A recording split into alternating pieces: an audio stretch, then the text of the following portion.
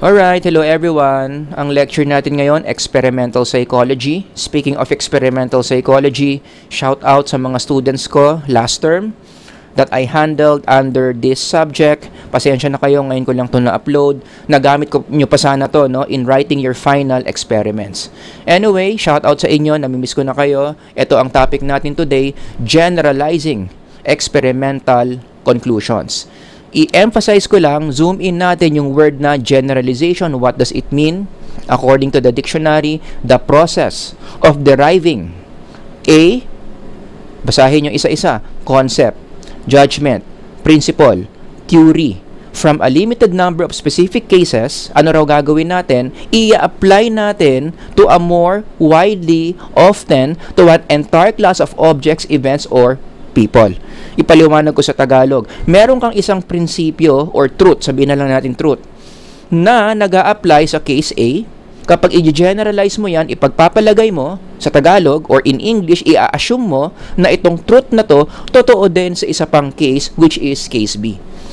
So kapag pinagpalagay mo na totoo yung truth dito, totoo rin yung truth doon, although dito nagsimula yung truth, generalize mo yung truth na to papunta sa case B.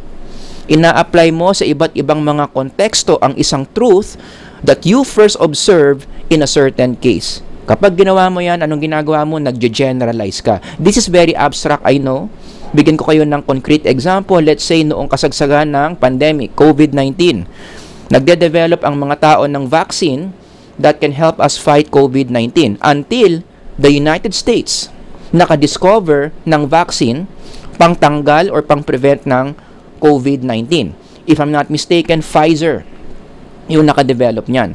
So after many experiments, napatunayan nila that their vaccine, the Pfizer vaccine, effective sa paglaban sa COVID. So nagkaroon ng principle, this vaccine can help prevent COVID-19 sa US. After na-develop yung truth na yon, anong ginawa? Generalize na sa iba't ibang mga nations. Dahil totoo ito sa US, totoo din yan sa iba't ibang panig ng mundo. Kaya ang naging application yan, kung totoo ito sa US, i-distribute na natin yung vaccine sa iba't ibang countries. Kaya nagkaroon na ng supply sa India, nagkaroon na ng supply sa Pilipinas, although very limited. So given that example, nag-generalize tayo ng effectivity ng COVID-19 vaccine from the US to, papunta saan? To the other parts of the world. Yun ang tinatawag na generalization. Ngayon, itong generalization can also be applied sa spiritual realm. Alam nyo naman, no, in this channel, we talk about the spiritual realm. Meron ding process of generalization. Take for instance, Romans 1:16. Sabi, for I am not ashamed of the gospel because it is the power of God that brings what? Altogether with salvation, kaligtasan, to everyone who believes. But look at this next statement. First to the Jew, then to the Gentile, also known as the non-Jews. Lahat ng hindi Hudyo ang tawag Gentile. So yung salvation, nagsimula sa mga Jews. After all, Jesus, who is the salvation, was a Jew. So yung dynamics ng pagkakaligtas ng tao from sin nagsimula sa mga Jews. Kasi nga si Kristo, Jew. Pero fast forward after what Jesus has done on the cross, yung pagkakaligtas ng tao from sin dahil maniniwala ka sa ginawa ni Kristo, hindi lang Jew ang mag-e-enjoy. Pwede mo ring i-apply yan sa lahat ng Gentile, sa mga hindi Jews, basta maniniwala siya sa pangalan ni Kristo. Tatanggapin niya yung ginawa ni Kristo sa cross. You can generalize the salvation that first received by the believing Jews. Pwede mong i-apply yan sa mga believing Gentiles or non-Jews. Anong ginawa natin? Nag-generalize tayo ng isang spiritual principle. Ano yung principle na generalize natin? That when you believe in Jesus, you will be saved. Another example, John 3:16. Many people don't realize this, pero meron ditong process of generalization. For God so loved the world that He gave His only and begotten Son, that whoever believes in Him shall not perish, but have eternal life. Halimbawa si Pedro, tinanggap si Kristo as his personal Lord and Savior. Nagkaroon na siya ng relationship with Christ. Ano nangyari kay Pedro? Naligtas siya. Pedro will no longer perish. Meron na siyang eternal life. Pero yung nanay ni Pedro na hindi pa kilala si Kristo, hindi pa siya ligtas. Got it? Hindi mo pa pwedeng i-generalize itong principle na to sa nanay ni Pedro. Fast forward, umattend ng simbahan yung nanay ni Pedro. Biglang nandoon yung Holy Spirit work on Peter's mom. Yung nanay ni Pedro tumanggap kay Kristo, ano mangyayari?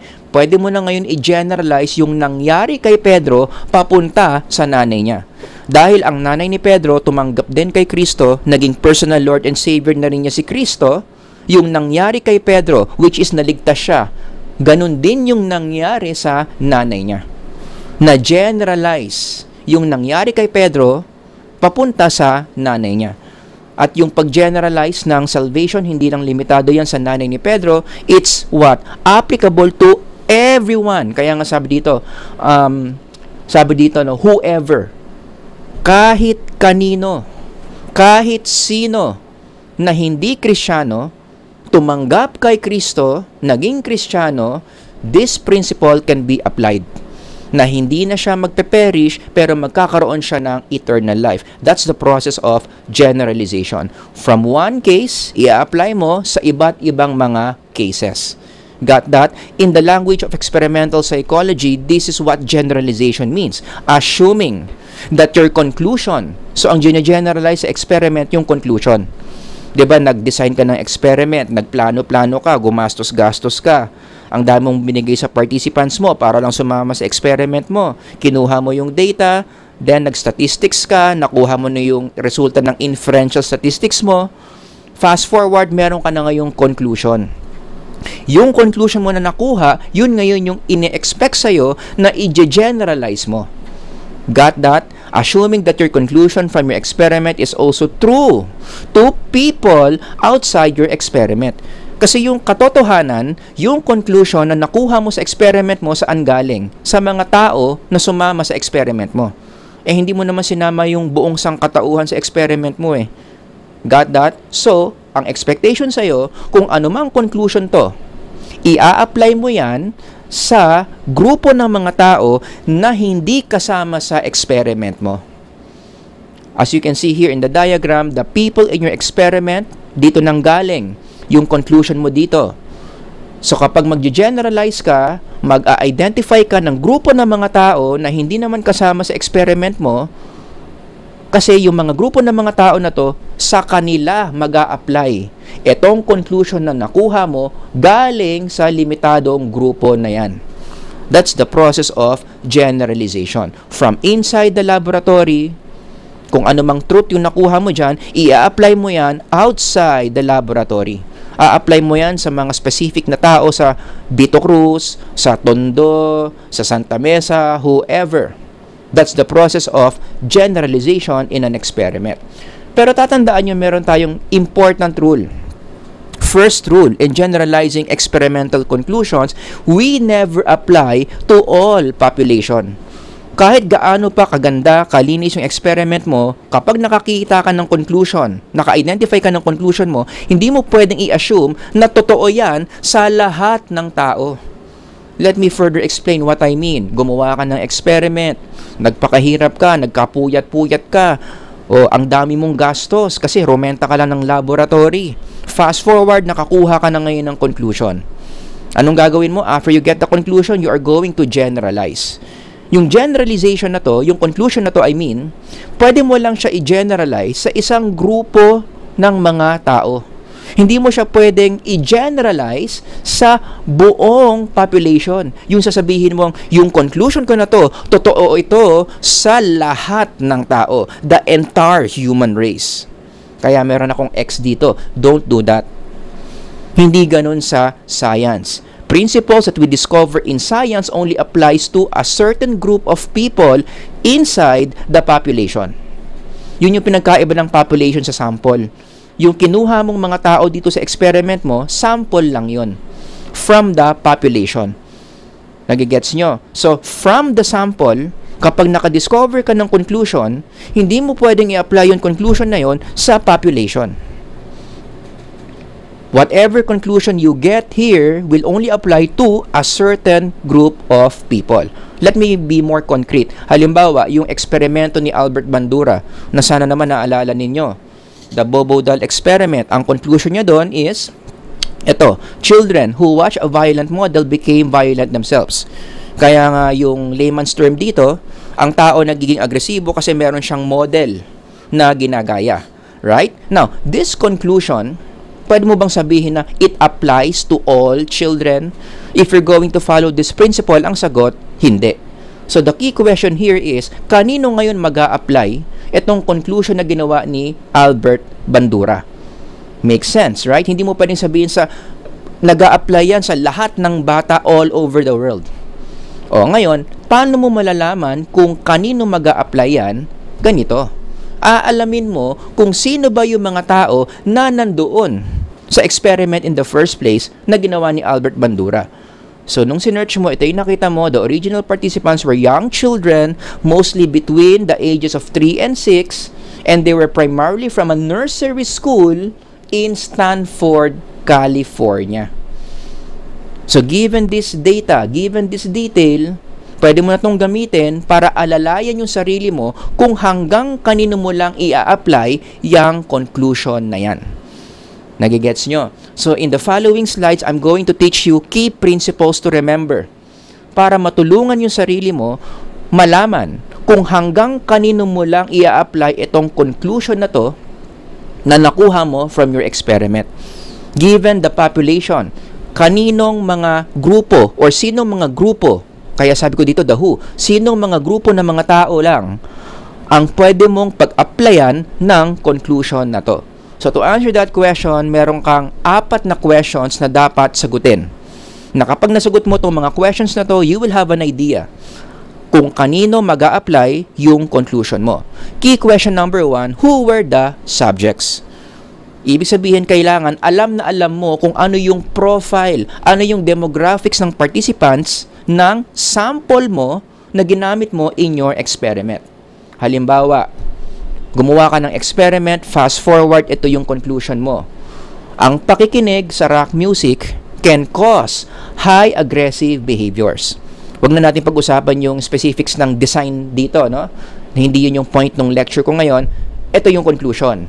Yung mga taong nakikinig ng rock music, yun pala yung cause kung bakit marami silang aggressive behaviors. Ang tanong, dahil conclusion to, kanino mo pwedeng i-generalize itong conclusion na to? Of course, applicable na kaagad to sa mga tao sa experiment mo, yung sample mo. But outside the laboratory, sinong grupo ng mga tao pwede mong i-apply itong conclusion na to? Again, what's the key question? Ano ba yung demographics? Ano yung subject profile ng mga participants mo in your experiment? So, babalikan mo ngayon yung methodology, tignan mo yung details mo. Yung mga sumama sa experiment mo, ito pala yung sample mo. Mga grade 2 na lalaki na estudyante. Grade 2 male students, yung majority or everyone in your experiment, ito yung profile. Now, this detail can already help you identify kung kanino mo pwedeng i-generalize yung conclusion. So, rock music causes high aggressive behaviors. Paano mo to i-generalize? Hanggang kanino lang? Hanggang doon lang sa grupo ng mga tao na pareho sa profile ng sample mo. Which is, ulitin natin, grade 2 male students. So, pwede mo ngayong i-assume na itong conclusion mo na to only applies to grade 2 male students. Kapag grade 2 male student ka at mahilig kang makinig sa rock music, most likely, ang epekto sa iyo niyan, magkakaroon ka ng high aggressive behaviors. So, i-generalize mo yung conclusion niyan only to that group of people. Hindi mo pwedeng i-generalize yan sa 40-year-olds male engineers. Hindi mo rin pwedeng i-generalize yan sa grade 4 male students. And the list goes on. You get my point. Hindi mo pwedeng i-generalize yan sa grade 6 female students. Nagigets nyo? O ngayon, sir, paano mo malalaman kung itong conclusion na to applicable din dito? or applicable din dito? Kasi ang ganda ng conclusion di ba? Paano ko malalaman kung pwede ko rin i-generalize yan sa iba pang mga grupo ng mga tao? Ang sagot dyan, wait lang. Ang sagot dyan, para malaman mo kung nag-a-apply din ba yan sa ibang mga grupo other than grade 2 male students, yan yung reason kung bakit nagre-replicate sa experimental psychology. One of the reasons. Bakit ang isang experiment na nagawa na before, ginagawa na naman ngayon? Kasi bored lang yung mga experimenters, wala silang magawa, kaya inulit lang nila yung experiment. Hindi. Kasi doon sa bagong experiment, meron silang panibagong grupo na pinag-aaralan para malaman nila kung yung previous conclusion ba na nag-a-apply sa isang grupo, nag-a-apply din ba sa panibagong grupong pinag-aaralan nila. This time siguro, pinag-aaralan nila kung applicable din ba to sa 40-year-old male engineers or sa grade 4 male students. Nagigets nyo? So yun yung isa pang point kung bakit nagre-replicate in experimental psychology. Para matest natin kung hanggang saan natin pwedeng i-generalize ang isang experimental conclusion. Kaya ang lesson dito, for those of you who are taking up experimental psych, napakahalaga na dapat super klaro, super specific sa inyo yung demographics ng participants ninyo. That's why if you go to journal articles, punta kayo sa methods part, specifically sa participants part, anong makikita nyo? Very specific ang participants part. Parang ganyan, nakita ko pa lang, ayoko nang basahin Ang dami-dami mga details about the sample. 'Di ba? Nandoon yung ilan yung boys, ilan yung girls, ano yung age range niyan, ano yung mga educational background niyan, ano yung mga racial membership niyan, ano ang socio-economic status niyan. Minsan nga pati yung religious affiliation nire-report pa yan Bakit? Ano ang purpose, bakit ganyan ka-detail ang participants so that later pag nakakuha tayo ng experimental conclusion, we know kung hanggang kanino mo lang i-generalize yung conclusion na yon. And these details about your participants can help.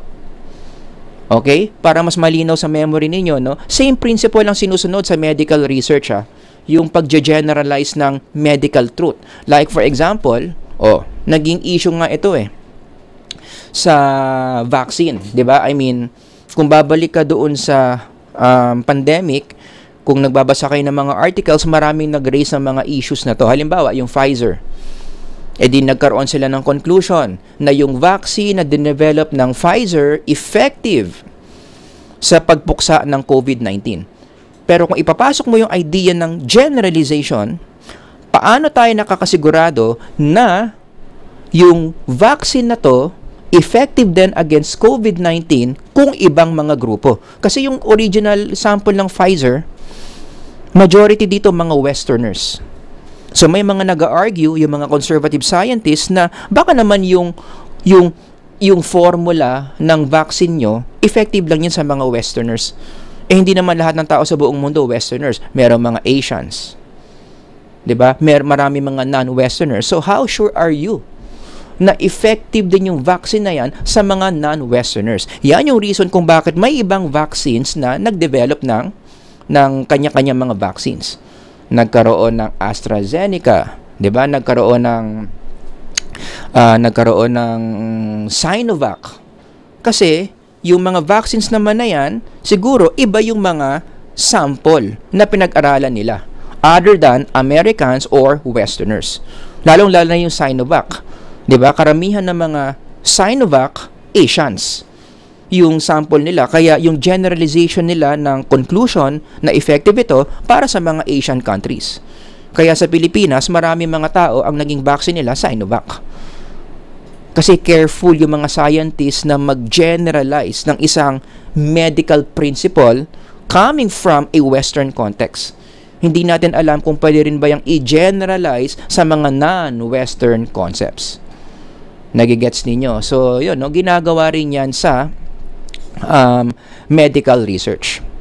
Second key question, baka nawala na kayo Ang first key question na dapat tinatanong is, who were the participants? Number 2, para malaman mo kung kanino mo pwedeng i-generalize, tanungin mo, are the participants humans or animals? Issue din to sa experimental psychology. Diba? Like for example, pwede pa tayong mag-generalize ng conclusions coming from animal experiments, i-apply mo sa mga tao. Kasi in the history of psychology, actually even kahit ngayon, may mga studies ang participants mga animals. Pinauso yan ng behaviorists. 'Di ba? Remember behaviorism, naniniwala sila walang pinagkaiba yung tao sa hayop kasi naniniwala sila sa evolution. So para sa kanila ang tao hayop din. So whatever conclusions you get from animals in the laboratory, you can also apply to human beings. Kaya kung mapapansin nyo yung mga early experiments ni John Watson, Ivan Pavlov, B.F. Skinner, di ba gumagamit sila ng mga animals dyan, no? Daga, aso, kalapate, at yung mga conclusions that they get from their experiments, ina-apply nila sa mga tao. Di ba? Sounds familiar. Classical conditioning theory, operant conditioning theory. Kung titignan nyo yung history of those theories, ang original participants na pinagmulan ng mga theories na yan, animals. Ina-apply lang nila, gine-generalize lang nila sa mga tao. So is that a valid way of generalizing?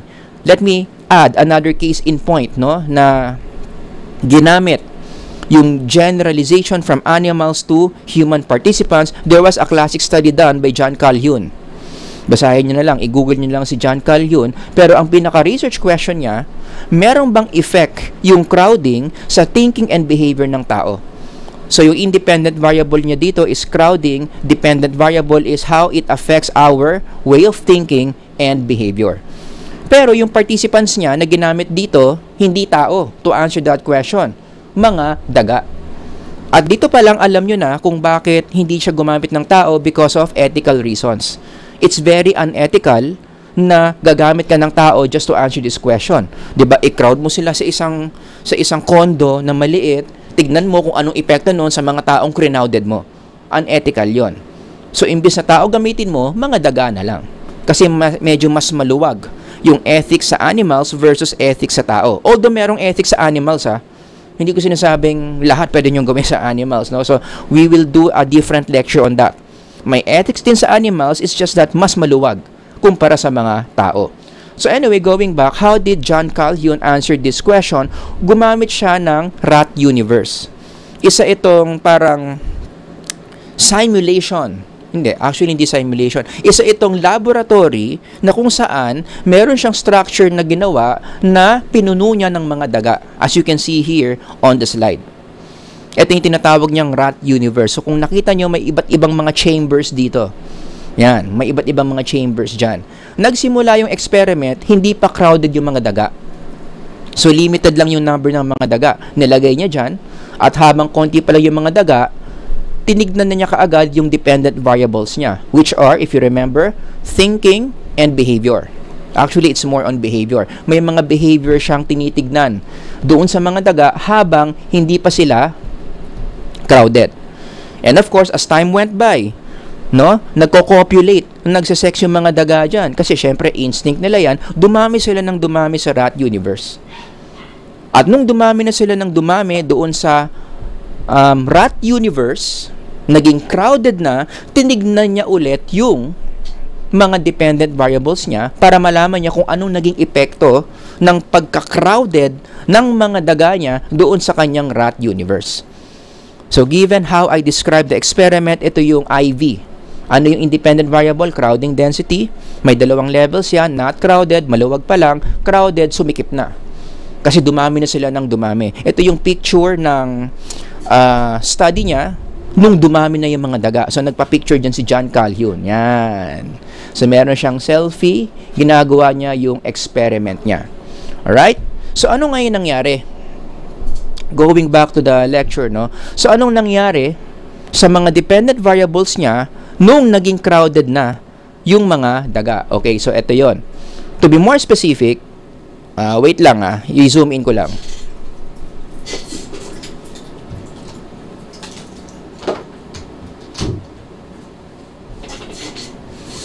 To be more specific, ito yung dalawang tinignan niya sa mga daga, no? Yung aggression levels nila at yung sexual behaviors nila. Gusto niyang malaman kung ano ang magiging changes dito. Habang yung mga daga, going back to the levels, crowded versus not crowded. Okay, so ito yung mga findings niya. Fast forward ko na, no? Number 1, napansin niya na yung mga daga nung crowded, mas mataas yung aggression levels nila compared to nung maluwag pa lang sila. To the point, gaano kataas yung aggression levels ng mga daga? Sa sobrang crowded na mga daga, dumami yung mga ganitong cases. Kinakain yung mga infant rats. May mga rats na mainit yung ulo dahil sobra silang crowded, kinakain na rin nila yung mga baby rats. Kadiri, no? Anyway, number 2, another observation na nakita. Kapag crowded na yung mga daga, okay, nagkakaroon ng abnormal sexual behaviors among males. Specifically, tinawag niya yung rat rape. These are instances where hindi na dumadaan sa courtship displays yung mga males sa pagko-copulate sa mga female rats. Kasi yun yung normal nila eh. Liligawan niya muna yung babae bago sila magko-copulate. Masyado ba scientific? Bago sila mag-sex. Yan. Liligawan muna nila yung female. Yun yung normal. Yun yung nangyayari nung hindi pa crowded. Pero nung naging crowded na, wala ng courtship displays. Sa sobrang sikip ng mga daga, yung mga lalaki, punta ka agad sa mga babae for copulation. Kahit ayaw ng mga female rats. O, di ba? So, given those findings, crowding leads to certain negative behaviors. Mataas yung level of aggression, mataas din yung sexual violation. Right? So, ilagay na lang natin sa isang category, bad behaviors. Crowding leads to bad behaviors. That's the conclusion we got from John Calhoun's experiment. Now, here's the question. We know, ito, applicable sa mga daga. Pero pwede mo rin ba yung i-apply sa mga tao? Right? Yung mga studies ng early behaviorists that I mentioned a while ago, in-apply nila yan sa mga tao. But in John Calhoun's case, this conclusion, pwede bang i-apply sa tao? Ang sagot, sagot ng mga matatalino, which is, pag gusto mo maging matalino ka, tapos tinanong ka ng ganyan, ano dapat sagot mo? Depende. Right? Depende yan saan. Kung yung psychological variable ba na pinag-aaralan is similar or different between animals and humans. Let me further explain. Kung yung pinag-aaralan mong psychological variable is very similar, sa Tagalog, parehong-pareho naman between animals and humans, pwede mong i-generalize yan. Like for example, sample variables na pareho between animals and humans, yung brain parts. Although magkakaiba ng structure, yung parts, yung brain ng tao versus animals, marami mga brain parts pareho ang function between animals and humans. So kapag nag-experiment ka about brain parts, kung anumang conclusion yung makita mo from studying animal brain parts, most likely applicable din yon sa mga tao. Like for instance, isa sa mga very popular brain parts na pinag-aaralan in animal studies would be the amygdala, hippocampus, and cerebellum. Kapag sinisira ng experimenters yung mga parts ng brains na yan, by the way, they do that via lesions.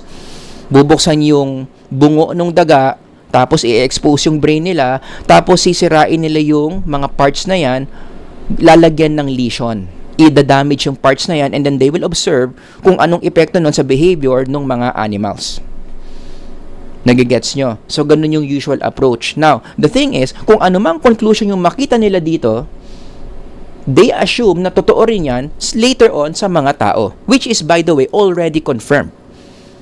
Na kapag yung, let's say, amygdala ng animal sinira mo, may epekto yun sa emotions ng daga. At yung amygdala na sira sa tao, ganun din yung epekto. Meron din, nagkakaroon din ng emotional problems yung mga tao. Nagigets nyo? So, yung amygdala, destroying amygdala, okay, pareho ng effect sa animals and humans. So, in that case, you can generalize a conclusion from animal study papuntang human beings. Actually, the entire field of psychopharmacology, if you're familiar, ano ang epekto ng different drugs and medicine sa tao, basically, ang foundation yan, animal studies. Bago nagbibigay ng mga tinetest na gamot sa mga tao, tinetest muna sa mga animals yan. And based on those repeated processes, talagang napatunayan nila na maraming parts ng brains ng animals super similar in the way they function with human beings. So in those brain parts, pwede nating i-assume na generalizable yan papuntang mga tao. Another example is learning patterns. Ito, madalas to sa sa psychology of learning studies. The way animals learn are very similar with the way humans learn. For example, in solving mazes, mga daga yan, di ba? So, ipapasolve ng maze yung mga daga, tapos sisirain yung isang part ng brain, titignan kung anong effect noon sa pag-learn ng mga daga in solving the maze. And in so many studies, they discovered na totoong may parts ng brain ng mga daga that are very responsible for learning. Na kapag nasira yun, nai-impair yung ability nila to learn. The same thing with human beings. Na kapag yung part ng brain na yon sinira or nasira for whatever reason sa mga tao, ang effect nun, nahihirapan din matuto yung mga tao na yon. So again, in those cases, what do we do? Kahit na animal studies yan, pwede mong i-generalize yan sa mga tao. In fact, balik lang ako sa learning patterns, no? Yung tinatawag na learned helplessness ni Martin Seligman. Kayo na lang bahala mag-research kung anong ginawa dyan, but it involved dogs. Alright? So, learned helplessness experiment for dogs, hanapin nyo yan. Martin Seligman generalized his conclusions from that experiment na gumamit ng mga aso, generalize niya yan sa mga tao. Kaya siya nagsulat ng book, ang tawag The Hope Circuit.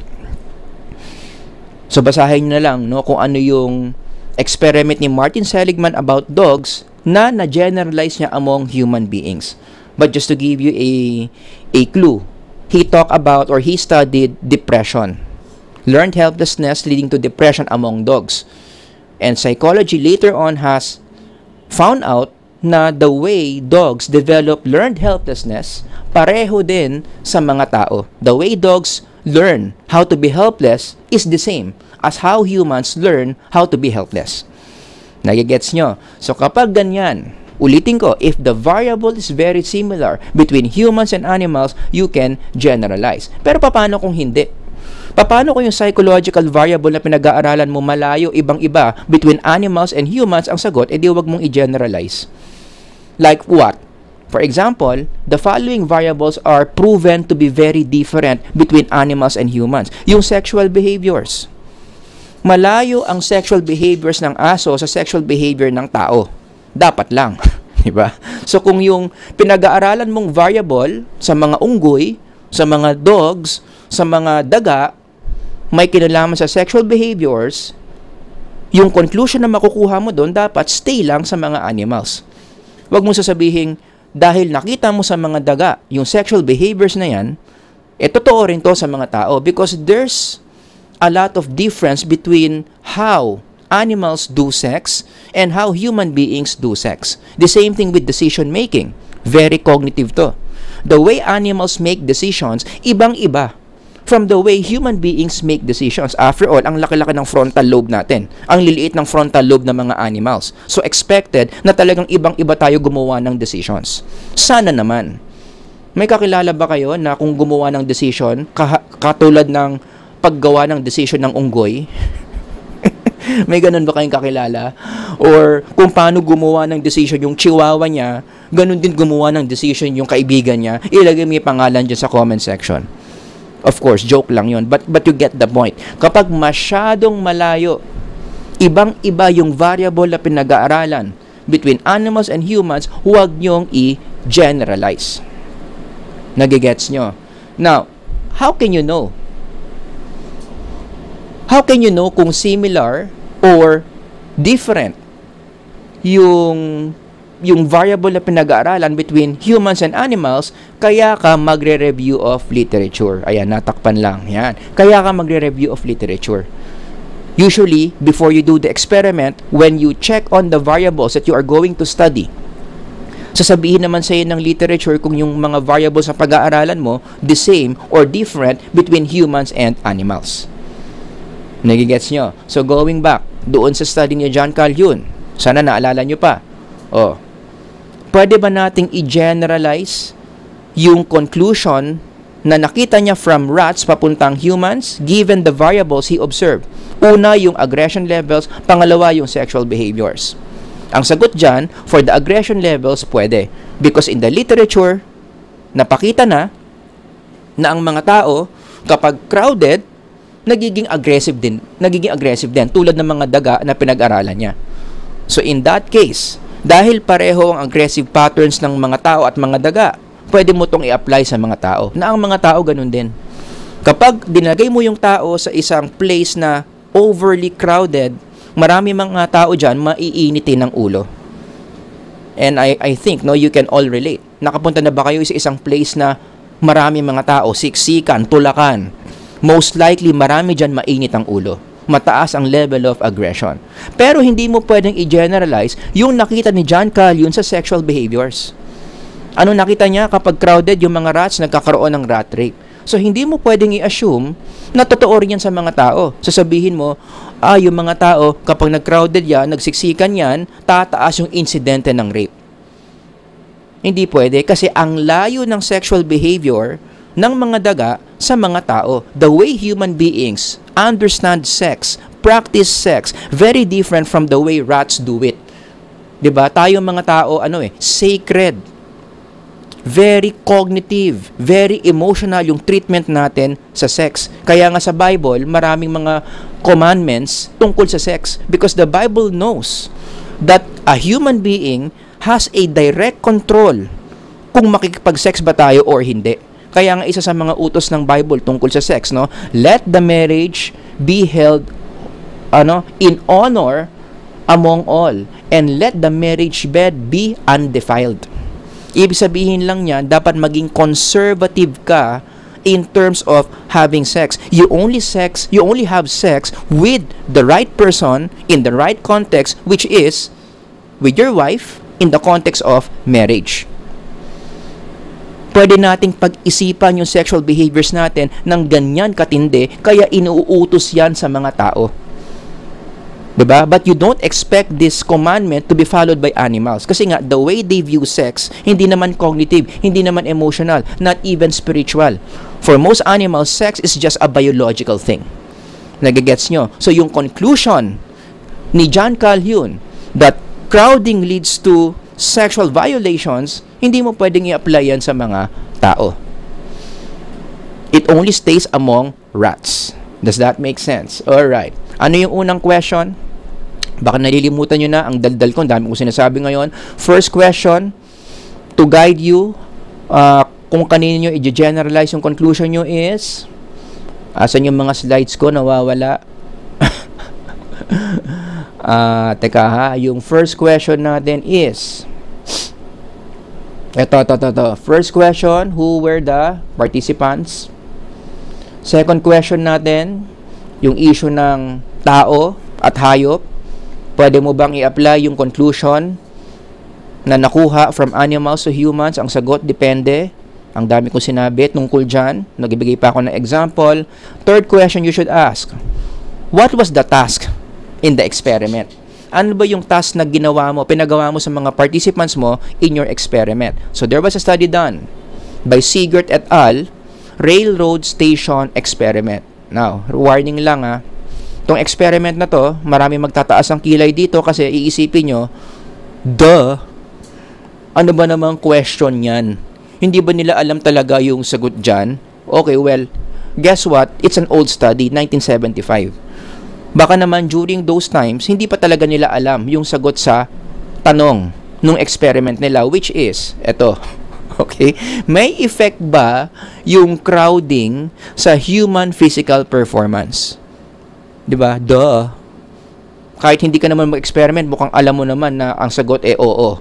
Siyempre, mas babagal yung paggalaw mo kung crowded. Pero for whatever reason, na-publish yung study Siguro, talagang hindi pa nila alam during that time yung sagot sa tanong na yan. So, pagbigyan na natin. Kasi 1970s naman to Diba, wala pa kayo yan, hindi pa kayo pinapanganak. So, baka naman during those times, talagang hindi pa nila alam, no? So, pagbigyan na natin. They did a between subjects design to answer this question. Okay? So, ano ang nangyari in this experiment? Ganito. Ginawa nila yan sa isang railroad station. Yung independent variable nila dito, crowd density, 2 levels. Okay? The first level of crowd density is high. The second level is low in a train station. Kapag high density, ibig sabihin yan, sa train station na to, rush hour. Diyan nagkalat yung mga tao, crowded. Okay? Yung low density naman, same train station pero hindi siya rush hour. Ganito siya kaluwag. Ang mga tao nasa opisina. Ang mga tao nagtatrabaho. Nagigets nyo? Ganun yung definition nila ng high density versus low density. O ngayon, ano yung dependent variables nila dito? Ito.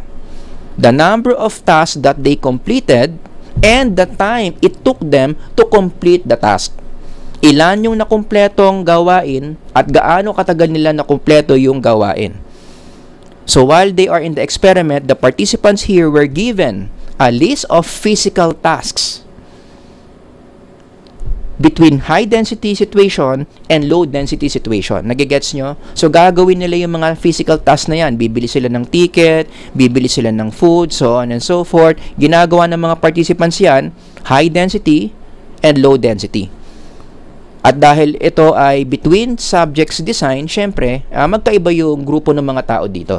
Iba yung grupo na gumawa nito under high density, iba na naman yung gumawa nito under low density. Okay, so ito yung dependent variables nila. Okay, so ano yung findings? I'm sure excited na kayo. Number 1, ang unang findings nila, ayan na naman, papataas na naman yung kilay nyo, the more tasks they completed, they have more tasks completed under not crowded. Revolutionary ba to? During 1970 siguro, o revolutionary finding siguro yan. Okay? Mas mabilis pala. Mas marami palang tasks na nakukumpleto kapag maluwag ang train station. Pigilan nyo yung kasi nga during this time, baka hindi pa nila alam. And number 2, isa pang pigilan nyo yung pagkadanin nyo, no? The more time it took them, mas matagal yung oras na nagamit nila sa pagkumpleto ng mga task kapag crowded. So, during 1970, siguro mga revolutionary findings ito. So, you combine conclusions 1 and 2. Ito ngayon yung ultimate conclusion nila that crowding slows down human physical performance. Okay? Now, that's the conclusion. Now, ito ngayon ang tanong. Hanggang saan mo pwedeng i-generalize itong conclusion na to? Ang sagot, pwede mo lang i-generalize yan sa mga tao na gumagawa ng physical tasks. Tulad ng sino? Mga trabaho na gumagawa ng physical tasks, mga kargador, mga karpentero, siguro mga tao sa construction, 'di ba? So, para mabilis silang magtrabaho, hindi sila dapat crowded. Pwede mong i-apply yung conclusion na yan kasi tugma eh. Yung task dito, physical. Yung task ng mga trabahador dito, physical. You can generalize. Pero, pwede ba natin i-generalize tong principle na to sa mental tasks? Halimbawa, pagsosolve ng mathematical problems. Pwede mo rin bang sabihin na ang mga tao, habang nagsosolve ng math, nagiging hindi sila magaling sa pagsosolve ng mathematical problems kapag nasa konteksto sila na maraming tao. So kapag ang isang estudyante nagsosolve ng math problem, wag mo silang ilagay sa classroom na punong-puno ng mga estudyante. It will affect the way they solve the mathematical problem. Nagigets nyo? Ang sagot, hindi. Kasi ang layo or iba yung physical task sa mental task. Yung original experiment mo dito, kung saan nanggaling to, physical task. Ito mental task to eh. So dito, wag mo munang i-generalize. Nagigets nyo? So, just to test you, kung naiintindihan niyo yung sinasabi ko, apply what you've learned in this case, alright? In one experiment, it was observed that having a rock music background better enhanced a group of working adults' numerical problem-solving tasks in the lab than a control group who did not have a music background at all. So, kapag meron ka pa raw rock music background, nakakaganda ng performance. Nakakaganda ng performance ng mga tao na nagsosolve ng numerical problem solving task. So given that, yan yung hypothetical result mo, no? Yes or no? Would you recommend to play rock music in banks, sa mga bangko? Kasi sa mga bangko, ang mga teller dyan nagsosolve ng mathematical problems. Di ba? Pwede mo bang sabihin na, dahil sa truth na to, dahil sa conclusion na to, lahat ng bangko dapat merong background music ng rock para mas gumaling sila sa pagsosolve ng mga mathematical problems. Nagigets nyo? So ano ang tamang sagot dito? Yes or no? Hindi ko sasagutin yan. Yan yung pag-isipan nyo after nyo tong panoorin. Okay? Ilagay nyo sa comment section kung ano ang sagot ninyo. Can you generalize this or not? Okay? Question number 4 as we close. Another key question that you have to ask before generalizing conclusions, are your participants representative of the target population?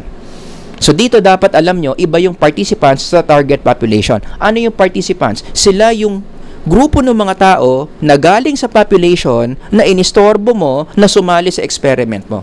Yun yung participants. Pero yung pinanggalingan ng participants mo, yun yung population. Tandaan nyo yan, mamaya mahalaga yan. Okay, now, let me further explain this. Okay? Halimbawa, let's start with survey research. Nakakita ka ng survey, ito ang resulta. Karamihan ng mga Pilipino, kasi itong survey nito, no, during the time that ex-President Digong Duterte is running for presidency. So, medyo matagal na to, no? So, 76% daw ng mga Pilipino gusto maging presidente si ex-President Digong. Okay? Sorry. I stand corrected. Hindi pala to pre-election. During the time, let me correct myself. During the time na presidente na siya, satisfaction rating pala to, no? So 76% ng mga Pilipino okay sa ginagawa ni ex-President Digong. Followed by 11% dissatisfied, followed by 13% undecided. Now, ikaw ba, pag nabasa mo tong result na to, maniniwala ka na ba kaagad na ang mga Pilipino in general super agree, super approve sa ginagawa ni ex-President Digong?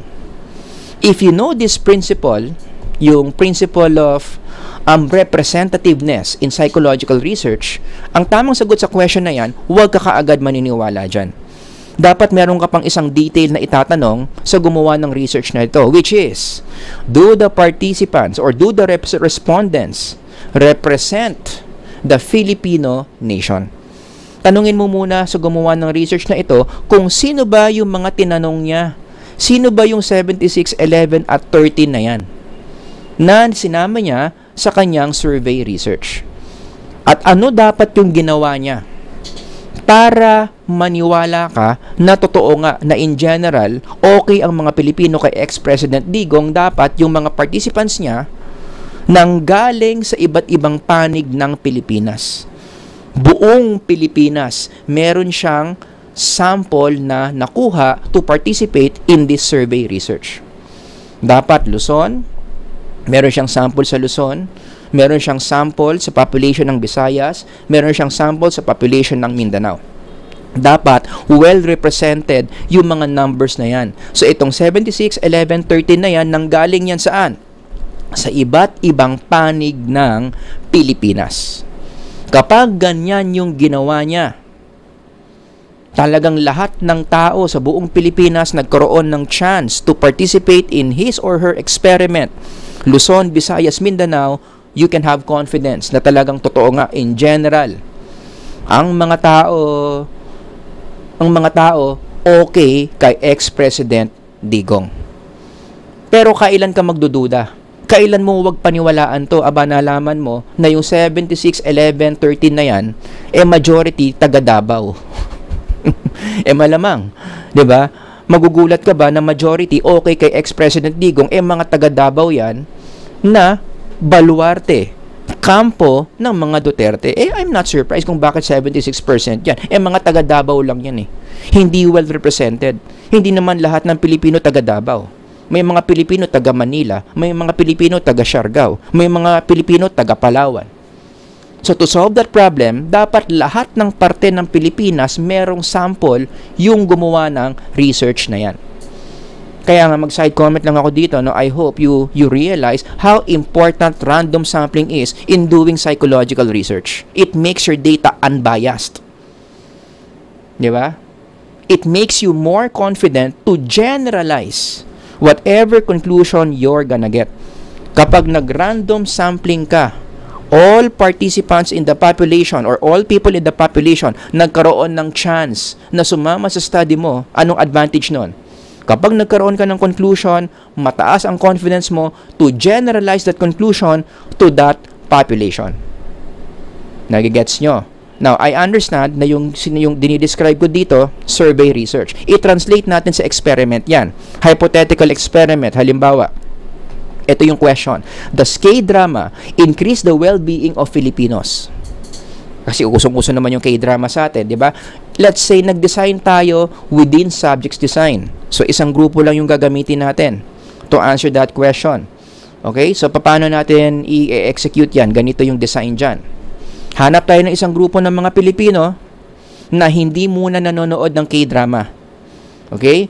Now, dito natin sila ilalagay. Before nood K-drama, alamin mo na kaagad yung kanilang independent variable natin dito? Well-being. Sukatin mo na kaagad yung well-being nila dito sa before.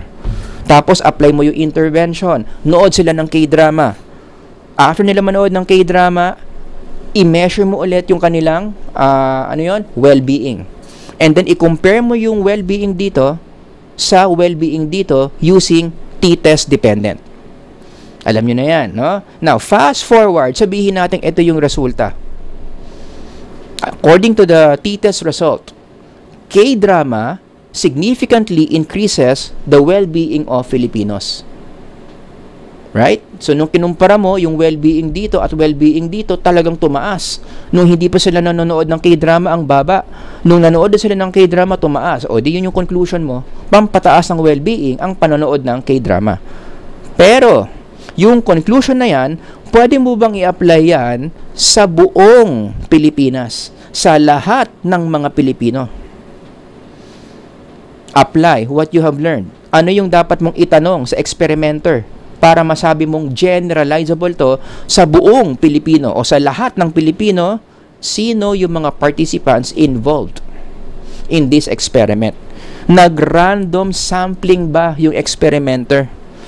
Dapat yung mga sumama sa experiment dito, yan, yung mga sumama dyan, iba't ibang mga tao na nanggaling sa iba't ibang parte ng Pilipinas, Luzon, Visayas, at Mindanao.